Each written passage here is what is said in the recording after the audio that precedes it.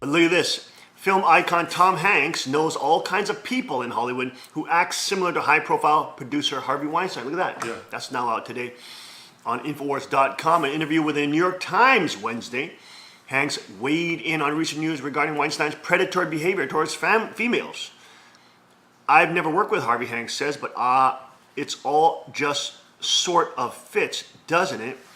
When asked why so many in the entertainment industry covered for Weinstein, Hanks argued that the producer's power enabled his actions. Isn't it part and parcel to all of society somehow that people in power get away with this, Hanks said. Look, I don't want to rag on Harvey, but so obviously something went down there. You can't buy, oh well, I grew up in the 60s, 70s, and so therefore I did too. So therefore, I did too. Saying he also grew up in the 60s, 70s. So I think it's like, well, what do you want from this position of power?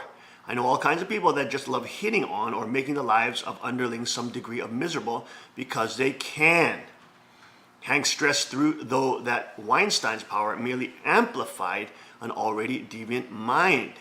Somebody great said this, either Winston Churchill, Immanuel Kant, or Oprah, all freaking globalists. When you become rich and powerful, you become more of what you already are. Exactly. That's why patriots need to become rich and powerful, because then they can exemplify those things. Of course, they always have to watch out. That's why the Christian ethic is important, where you always recognize you are a sinner and you're not flawless before God, and you always have to have repentance. So that combined with the Christian ethic, then you will be more of a sheepdog the more powerful you become.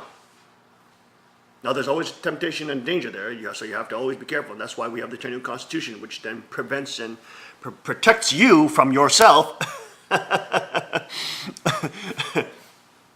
why. Also said that power corrupts and absolute power corrupts. That's why That's why a Christian king is different, because a Christian king does not have absolute power. The absolute power reigns supreme with God.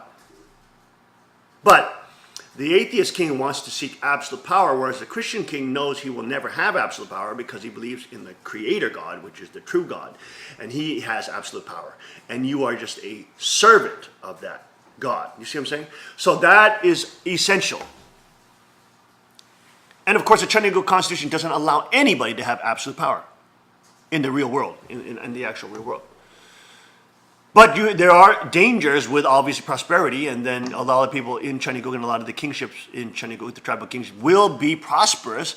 And so one must continue to, even though you're prosperous, you must have your children training with honorable people, training with blue-collar workers, who will be very prosperous also in Chinese.